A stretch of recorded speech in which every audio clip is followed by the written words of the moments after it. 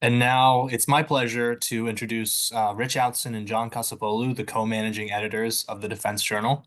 Rich is a non-resident senior fellow at the Atlantic Council Turkey programs, and John Kasapoğlu is a non-resident senior fellow at the Hudson Institute.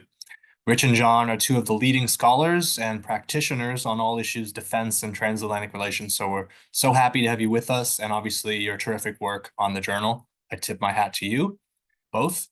And now let's get into the meat of the latest issue and then have a broader conversation on US-Turkey relations and the region. So John, maybe I can start with you. In your article for the latest issue of the journal, you lay out three political military lessons for NATO to learn from the war in Ukraine. Could you summarize your takeaways, and do you foresee NATO successfully taking or having taken these lessons to heart? Thank you. And first of all, excusing my voice, my presence in this panel is a violation of biological weapons convention, probably. Well, I got three lessons harvested from predominantly the Russian invasion of Ukraine, but also in general, Russia under Putin, under the Siloviki rule, which is the last generation of the Soviet KGB elite. The first lesson to be learned from Ukraine is that depends on the fact that the invasion of Ukraine is a coalition warfare effort. So we are not only seeing the Russian military invading Ukraine, we are seeing that the predominance of Russian fires are coming from North Korea. More than 50% of Russian drones and Russian drone strikes are emanating from Iranian defense technological and industrial base. And we are right now seeing North Korean troops sent by Pyongyang in direct combat operations, and it remains to be seen if their mandate will extend to occupied Ukraine. So in any Russia-NATO scenario, we have to keep in mind that both in terms of calculating force-on-force ratios and correlation of forces, but also the industrial entity, defense industrial entity that NATO will be facing, it's going to be a coalition warfare effort, not only on NATO's side, but also on Russia's side. What do I mean by that? It means that when calculating, for instance, artillery shells production, we have to incorporate the North Korean factories that's going to work and still are working 24-hour shifts, for instance. We have to incorporate Iranian Shahid drones pounding NATO territory alongside Russian Lancet loitering munitions. So the first lesson is that the West and the NATO alliance is facing a coalition, and Ukraine is just a theater that we see a part of it. The second key lesson is the very failure of diplomatic outreach in shaping Russia's security policy and behavior. We actually provoked Russia in the invasion of Ukraine, but it is not in the sense of NATO enlargement or something. Weakness provokes Russia. It is like a shark smelling blood, because blood means weakness in the prey. It means injury. The Russian Federation conducted one of the largest cyber warfare activity on Estonia back in 2007, and then invaded Georgia 1 year later in 2008. And then came 2009, the reset button policy of then Obama administration, and then the NATO strategic concept 2010 that we called as an alliance, the Russian Federation, a partner. And we also said in that paper that the security of the Russian Federation and NATO were intertwined.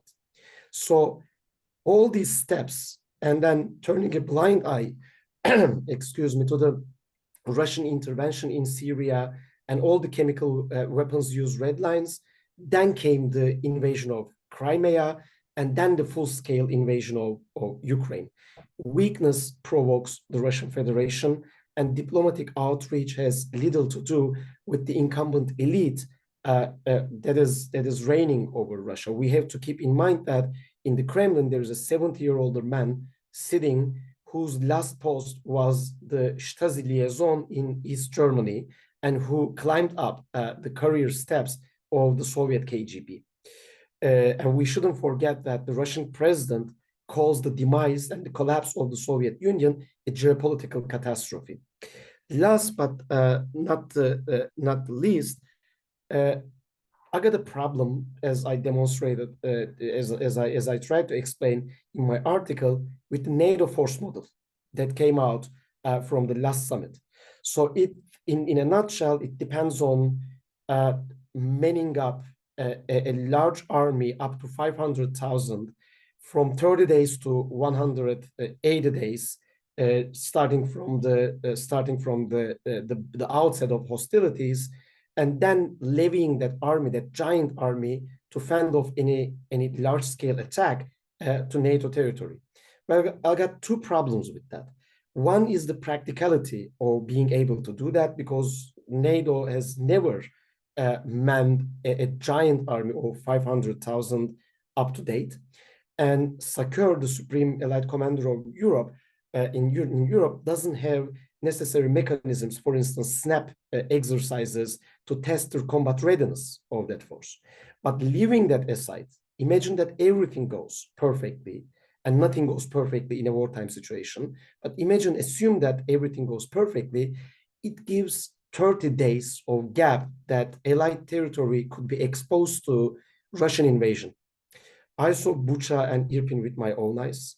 And Bucha and Irpin, the mass graves and the ethnic cleansing happened in the opening stages, in the first weeks of the Russian invasion. There are Rand Corporation war games predicting Baltic capitals falling to Russian hands within 48 to 72 hours.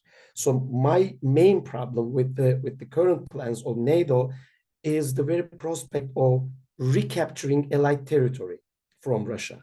If that happens, we're going to see mass graves, country-sized mass graves in the Baltics, and that is not acceptable. Thank you. Thank you, John. Rich, turning to you, we've already discussed on the first panel pretty extensively expectations and opportunities for NATO and transatlantic relations under Trump, which was one of the topics of your article. I do want to give you an opportunity to add anything there, any points you feel like making, but also kind of taking a step back and talking about your thoughts about the Defense Journal. We're now through 4 issues. What is kind of your and John's philosophy behind it? What is your aim? And especially about the latest issue, if you could kind of summarize what went into the process of deciding which articles to include and everything. Right. Well, thanks, Grady, and thanks to you and Daphne for organizing this discussion. I'll start with the second part first.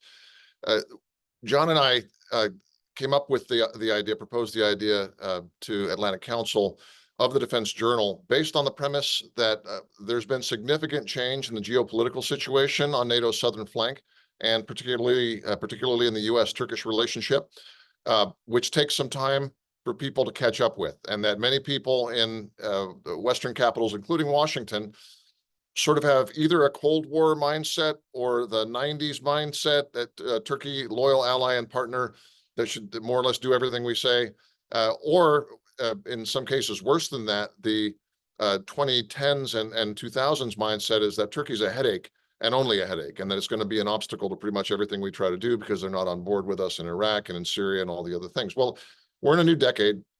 There's a lot of things that have shifted. The geopolitical moment is very different.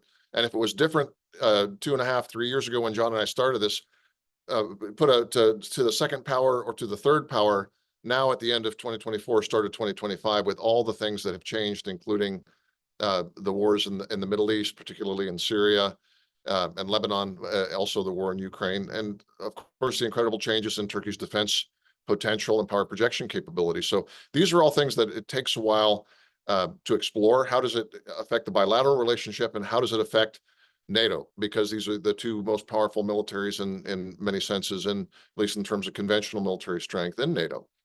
And NATO is sort of the prize jewel, if you will, the crown jewel in U.S. strategic partnerships and strategic positions. So I don't think that's changed. It's only increased since the time that John and I started doing this.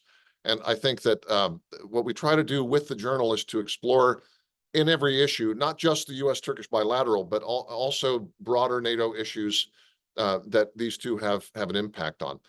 In the most recent issue, of course, the focus is NATO ready? If we, as John has already said, and I think has written extensively on, if in fact we're already sort of involved in a coalition conflict where Russia and its axis of resistance, or whatever you want to call that, Iran, China, North Korea, China to it with an asterisk perhaps, some of the Bolivarian states, but those states that are sort of pledged to overthrowing the Western-led security architecture in Europe, in the Middle East, and globally, challenging it, revising it, and sort of have a very different, a much more authoritarian, darker image of that, are trying, in fact, to undermine NATO and its various members and its partners and allies globally.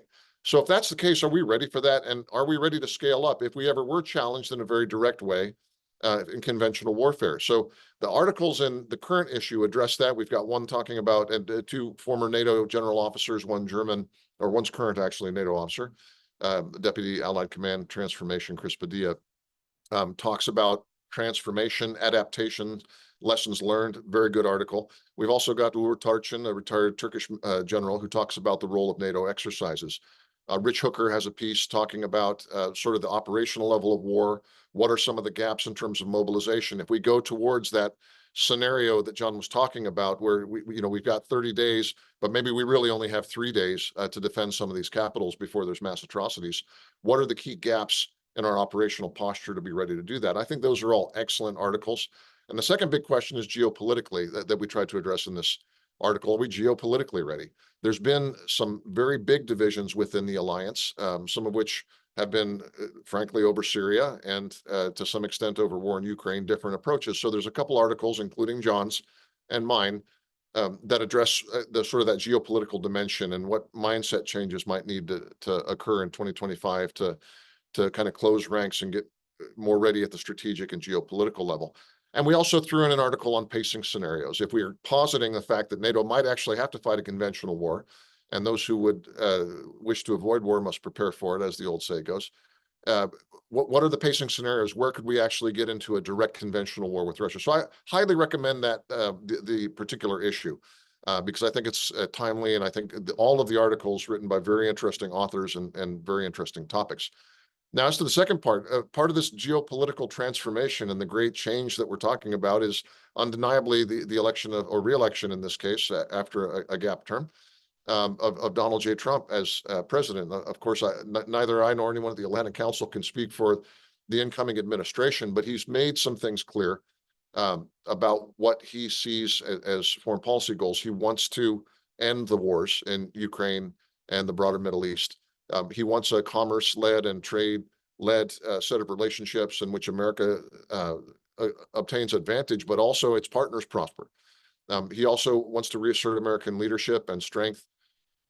And I think all of these things evince a sort of pragmatism. I think there's a lot of room for maneuver. If we look at the particular bilateral between the U.S. and Turkey, we've seen that President Trump and President Erdogan in Turkey sort of have a sympathetic relationship, and that they both see room for positive transactional relationships. So I think at the positive end of the spectrum of possibilities here, we're going to see an era in which the new president and his key advisors come in with sort of an open set of eyes. At the beginning of the last administration, the Biden or the current administration, really, the Biden administration, there was sort of a gap of 4 to 6 months, I think, of very little senior level contact. There's a couple different reasons for that, but there was sort of an arm's length distance. I don't see that in the new constellation. I think the leadership of the incoming administration has mentioned the salience and in some cases the primacy of Turkey in some of these regional conflicts, and how that's very interesting and very important for the United States. So I think there'll be a readiness to engage. At the same time, though, there's some dangerous things in the international environment, the current environment. And as Dov Zakheim was saying earlier from our advisory board, the issues regarding Hamas, the wars in Lebanon and in Gaza are visceral and deeply felt, both in Israel and in Turkey. This is a dangerous situation. 2 critical U.S. allies, one a NATO partner and one non-NATO, but obviously with a very special relationship with the United States. We can't afford to be agnostic or just watch that, right? I think that's one of those black swan things between Turkey and the U.S., or sorry, Turkey and Israel, that could lead to a real downturn in relations after what seems to be a pretty positive phase at the moment, or at least a lack of downward momentum in the last year or two. So much in terms of defense industry. Again, we talk about the 155 millimeter co-production where Turkey is helping the United States produce ammunition, about the getting the F-16 deal straight. There's some positive momentum. So I personally am optimistic, but we have to recognize that this is going to require deft management, not because either country is seeking to overturn the apple cart, but because the conjuncture of events in Europe and in the Middle East is particularly dangerous. Thank you. Thank you, Rich.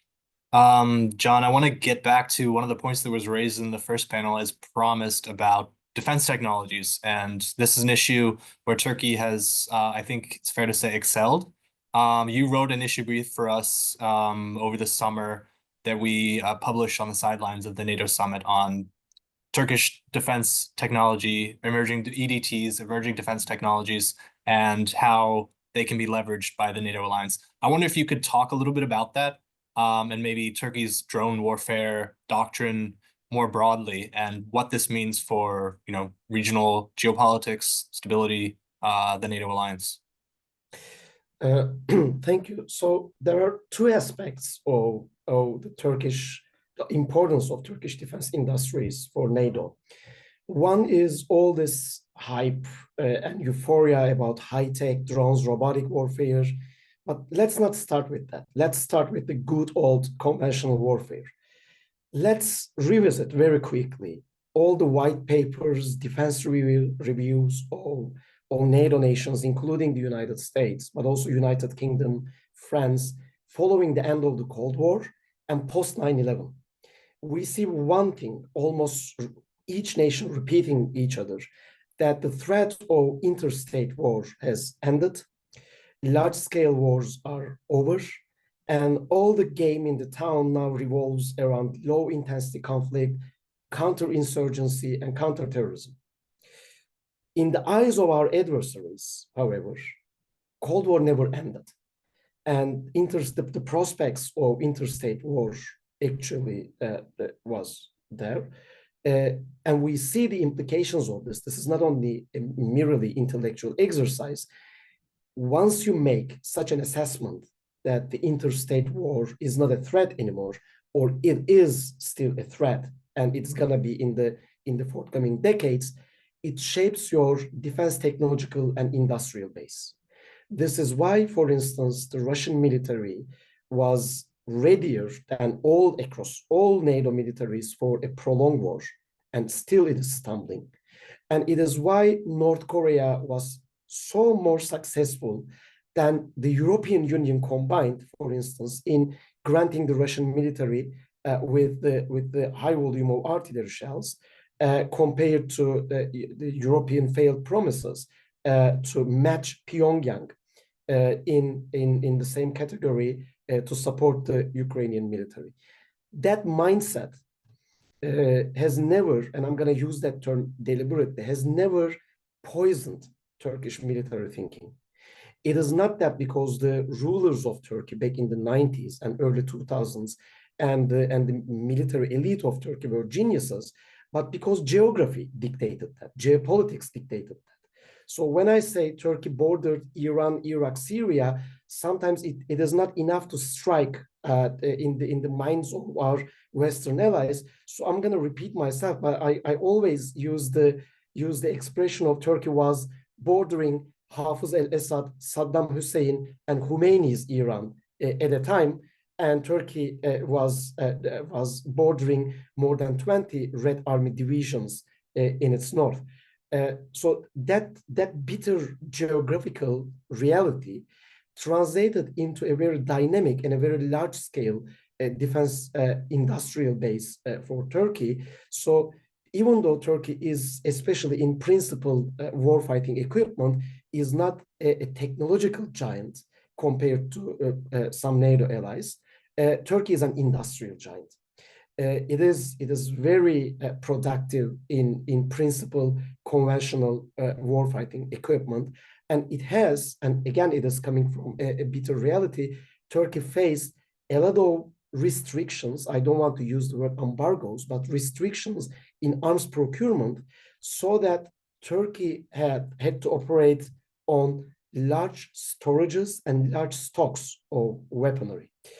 That's the first thing, and this is why it is important at a time of large-scale conflicts and prolonged conflicts. Second, as you pointed out, the robotic warfare, drone warfare.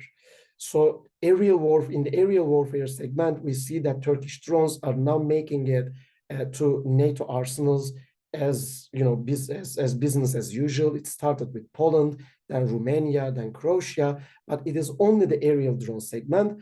Turkey, for instance, has one of the most ambitious USV, unmanned surface vehicle, naval drone programs of all NATO nations. And it is really important because Turkey is a Black Sea literal country. It remains to be seen what comes next, because drone is a very general term right now. Unmanned fighters like Kızıl Elma, we call them drones, and FPVs are still the drones.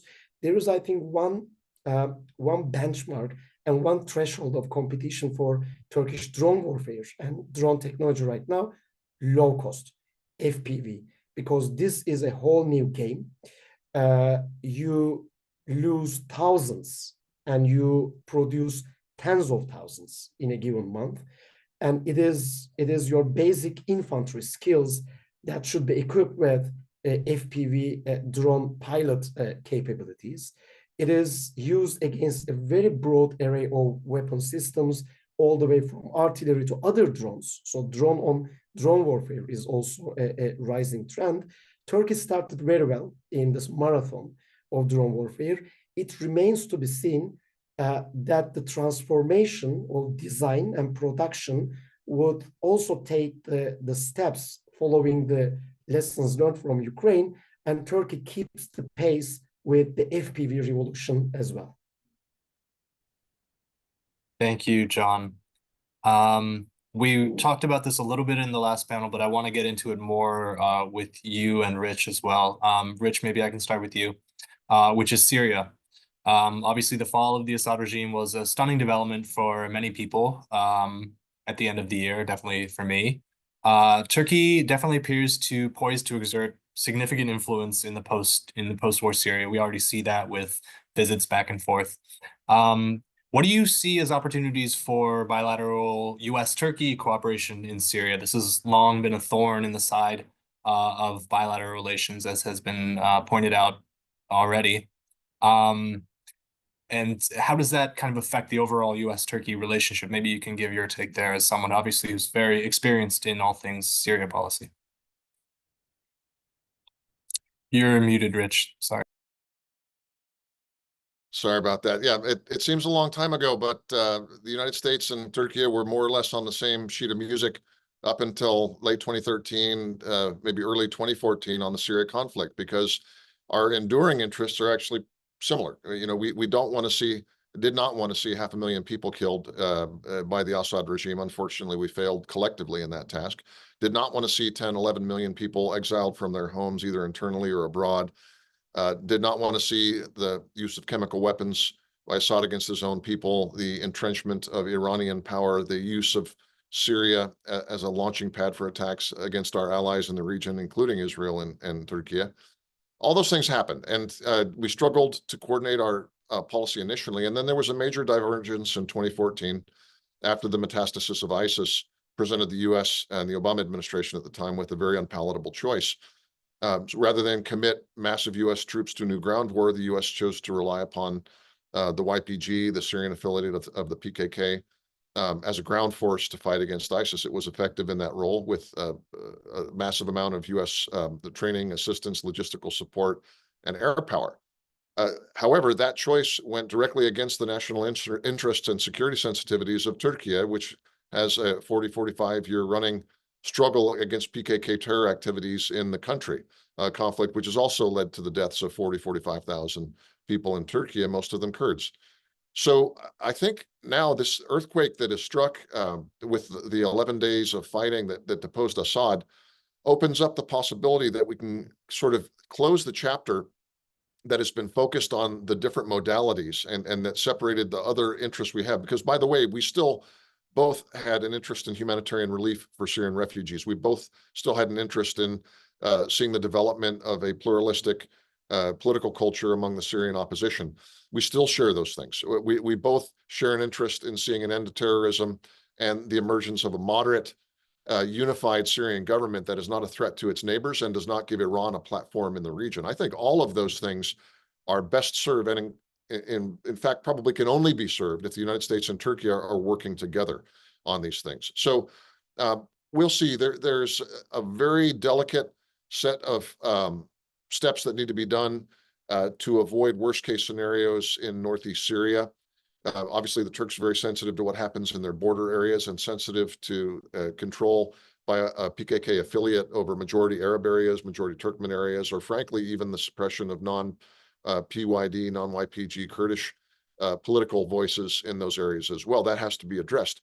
The United States, whether Turkey likes it or not, also has some sort of an obligation to make sure that the people who were fighting with us or for us against ISIS are not simply then eliminated or wiped out in another round of fighting. All of this has to be reconciled with the sovereignty, the renewed sovereignty of the government in Damascus. It's an immensely difficult political challenge. And frankly, as difficult as it was over the course of, 12, 13, 14 years to overthrow the brutal dictator and butcher of his people, Assad, it may be even more difficult now to find the political formula that meets all of these minimum requirements for the Syrian people, but also for the United States, for Turkey, for Israel, and the others in the area.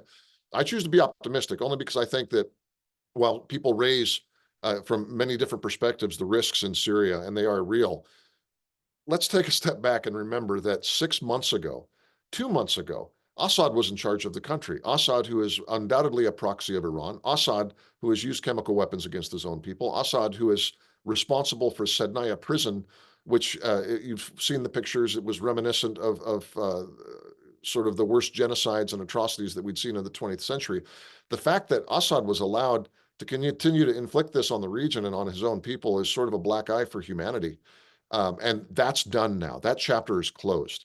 And we have new leadership in Syria that, while there's reasonable grounds for skepticism on the parts of people in the West, is saying the right things and seems to want to apply a model that, while it might be a little bit closer to political Islam than many people would like in the West, is certainly less brutal to his own people and less threatening to its neighbors than what we saw under Assad. So yes, I think the door is wide open with deft statesmanship and a much higher degree of consultation and collaboration between Ankara and Washington than we've seen in the last decade. I think things are bright for the interests of both countries, and this can be really a turning point from what had been a bone of contention and a bane in the relationship to a boon in the relationship, if I'm not pushing the alliteration too far.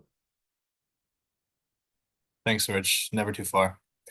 John, let's stick to Syria, but talk about another aspect that you've written about, another risk that's kind of there, which is the country's legacy chemical and biological weapons program and preventing that from ending up in the wrong hands. So what steps can the US, Turkey, international partners generally take to safeguard, dispose of those hazards? What can they cooperate on that? And if so, how? So methodologically, for intelligence analysis, we tend to look at where the headlines are not focusing on. This is where the real deal and the action goes on. The very day that Assad fell and the Ba'ath regime was over in Syria, at Hudson Institute, we published a report, How to Secure Syria's Weapons of Mass Destruction.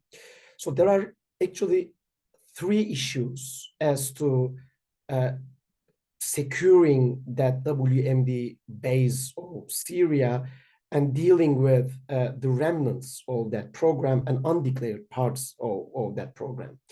Back in 2013, Syria acceded to Chemical Weapons Convention following a series of chemical weapons employment over civilian population. There were Obama red lines about the non-use of chemical weapons, and those red lines at the time were not about if you use chemical weapons, we're gonna force you to be a part of chemical weapons convention. Those red lines were about if you use chemical weapons and kill civilians, we're gonna take military action. This is another story. At the end of the day, the United States administration at the time took the Lavrov offer, and Syria became a party to chemical weapons convention.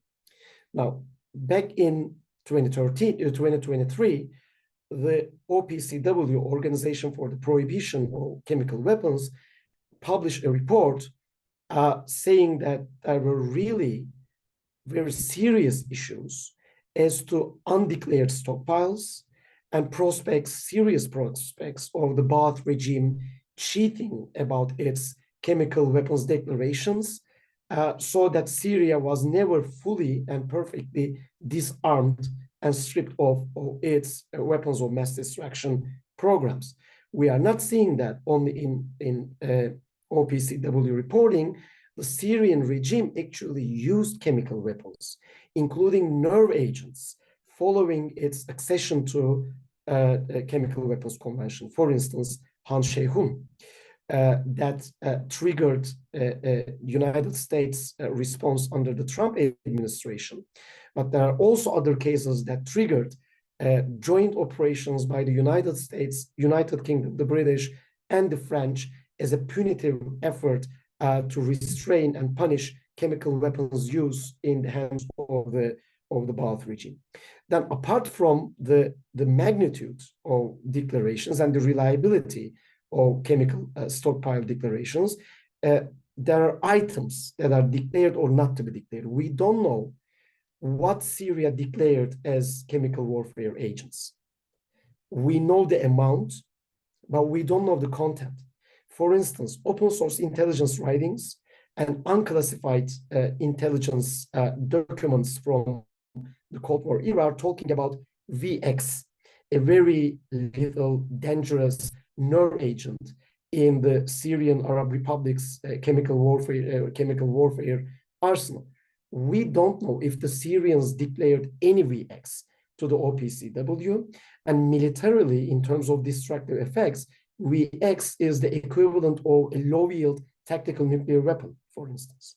So it is very important right now that OPCW is empowered, and international community under the leadership of United States, and Turkey is a great chance because it is a NATO nation bordering Syria and now very influential in Syria, work with the new rulers of the country for ensuring transparency of chemical weapons declarations. It is very important that OPCW establishes diplomatic contact with the new rulers of Syria first. Second, as there is nothing called a free lunch in DC, there is nothing called a free and a problemless vacation in Moscow for the war criminals. This regime is the very perpetrator of many war crimes in cooperation with its patrons. So where is General Ali Abdullah Eyüp? Where is General Süheyl el-Hasan? Memorize those names, because those names are the murderers of hundreds of people in Syria. And these acts were not given the power vertical of the Syrian Arab Army, which was the Arabic-speaking Red Army. These chemical war crimes were not perpetrated by renegade or rogue generals. They were well within the power vertical and political military chain of command, going all the way to Bashar al-Assad, Mahir al-Assad. So it is very important right now to work with and cooperate with the new rulers of Syria to prosecute those war crimes. We owe that to the victims of these massacres. And then there is the unspoken issue. And it is very much in line with my voice and my infection right now. Syria has acceded to Chemical Weapons Convention, but Syria is not a party to the Biological Weapons Convention. It signed but never ratified Biological Weapons Convention. Now, back in 2014, Mr. Clapper, if I'm not mistaken, the Director of National Intelligence, before the Congress, he concluded that Syria has scientific research capability to come up with military-grade biological warfare agents. It is very important to track that right now because biological weapons are very insidious weapons that they hide in vaccination programs, zoonotics, veterinary clinics, veterinary faculties of the universities. They are very dangerous, even apocalyptic in the hands of terrorist organizations. And not only the facilities and the pathogens that the Syrian regime once worked on, critical personnel associated with these programs are very important to track. So although the headlines are focusing on handshakes or non-handshakes or the new Syrian elite with the European diplomacy, the main issue is where the headlines are not focusing. We have to secure, control, and contain what is spilling over from decades of Syrian bath, dangerous interests and activities in weapons of mass destruction. One actor to underline here is Iran. There are good guys and bad guys in this game. France and Italy, for instance, have border disputes. That's going to strike many in our audience. But I do not see Italian intelligence behind terror attacks in France, or France threatening to annihilate Italy with force of with the nuclear deterrent of the nation. Iran is on the bad guys' side very pronouncedly in the rules-based international order, and it is of chief interest of all NATO nations, but also everybody around the world, to prevent Iran to get its hands on these weapons of mass destruction agents in Syria. Thank you. Thank you, John. We are already approaching closing in on the end, so I'm gonna kind of combine a few audience questions and ask you both to respond if you can. But maybe we can start with Rich. So first on Turkey's relationship with Russia. A lot has been talked about that. It's kind of perceived as a point of discord among between Turkey and its NATO allies. But we've also seen, of course, Turkey push back against Russia and Russian proxies across the region, obviously Syria, but also Libya, the South Caucasus. So how do you view the Turkish-Russian relationship? How does it manage that relationship? How is it unique in that sense among, differentiated from other NATO allies and partners? And secondly, if I can, there's also a question about Georgia's anti-West and pro-Russia lean. What does that mean for NATO? And I would also say, as it's in Turkey's neighborhood, what is Turkey's kind of perspective on that? Maybe we can start with kind of those. Great. So in much of the world, the idea that there's either fight, or talk is seen as a strange approach to statecraft. In many places, and I think the fact that Israel negotiates with Hamas at the same time that it's pounding targets in Gaza Strip is indicative that even some of our closest allies believe this. It's fight, talk. Now, there's a ideological strain of U.S. statecraft that says you cannot talk to and must anathematize and therefore ignore the people who are antagonistic actors in the international system, so that those people think we should not talk to Russia. And those people are somewhat scandalized when other people talk to Russia. It's possible even to have sanctions. And by the way, I've written extensively on this. When you put sanctions or multilateral pressure on a target, you still have to talk to them. Why? Because except for the exceptional cases where you're simply trying to destroy their country or their economy, you're trying to get them to modify behavior. And you can't do that unless you talk to them and negotiate at the same time that you're putting pressure on them. This is exactly, I think, both the tenor of the Trump approach to statecraft, which is that you talk to everybody. He talked to Kim Jong-un during his first term. He talked to Putin. He would talk to anybody. That doesn't mean that he would accede to their wishes or give up U.S. interests. Quite to the contrary.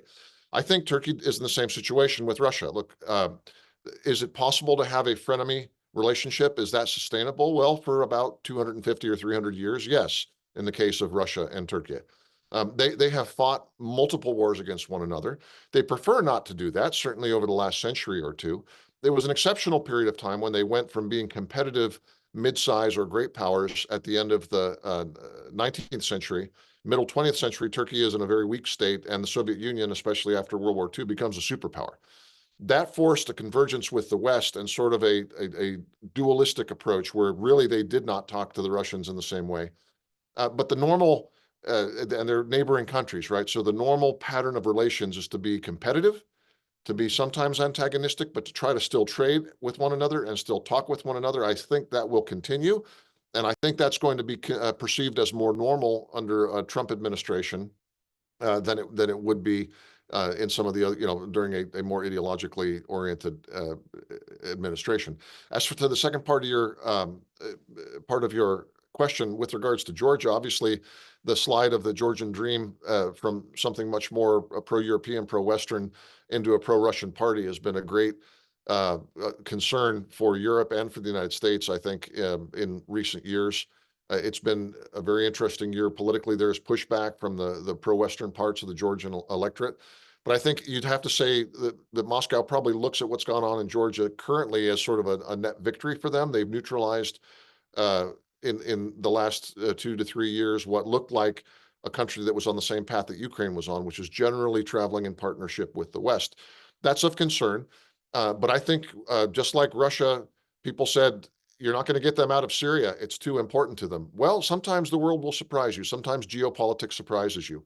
Who would have guessed that the Turkish foreign minister would be having tea at Kasapoğlu overlooking Damascus while Assad was in exile in Moscow at the beginning of November, for instance. So it's hard to say what's going to happen in Georgia, but it is definitely a concern. And right now, a place where Moscow has seemed to have the upper hand. I'm interested in John's views on that as well. Yes, John, turning to you maybe for answers to that and any final thoughts as we close out. Very, very briefly, Georgia was the third largest troop contributor to Iraq when it got invaded back in 2008. I think that speaks for itself, and it got invaded because it wanted to be a part of the West. And again, as I said, like 1 year after came the reset button, and then came the NATO strategic concept 2010. So actually looking at what's happening in Georgia today, we have to go back to how it started back in 2008 and how we reacted. I completely agree with Rich. It is not about domestic politics in Georgia right now, the protests and the Georgian dream and the political swing. It is about geopolitical orientation of Georgia. For the first time since 1991, the Georgian military did not parade on the inauguration of the president, and we are seeing that it is not only the country's critical domestic political showdown, it is the country's entire geopolitical compass is on the brink now. The second, I think, risk here is these kind of murky situations are exactly what the Russian interventions are centered on. So I wouldn't be surprised to see a Russian intervention following what's happening in Georgia. Last, and recalling what I said in the previous round about intelligence and open source defense intelligence is done where the headlines are not focusing on, one of the largest foreign fighter composition in Ukraine right now are the Georgians. They are organized under the Georgian Legion's banner, and it is not only about the manpower in terms of discipline, warfighting prowess, and their part in joint operations with the Ukrainian military.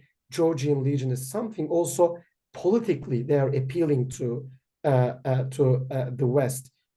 Social media is one of the biggest source, for instance, of their fundraising and donations. For now, I agree with my colleague and dear friend, Rich, that Russia is on the winning side. But for the day after, it remains to be seen what this Georgian warfighting capabilities and experience accumulated in Ukraine, how they're gonna react and behave. I think that is a very good intelligence question to focus on in the coming months. Well, Rich, John, thank you both so much for joining us. Thank you for all your terrific work on the Defense Journal and this latest issue. Also want to thank our previous speakers, starting with our host, Daphne, General Jones, Paula Dobianski, Dov Zakheim, and Frank Kramer for all joining us. And thank you to the audience for following us, and look forward to seeing you hopefully in person next time.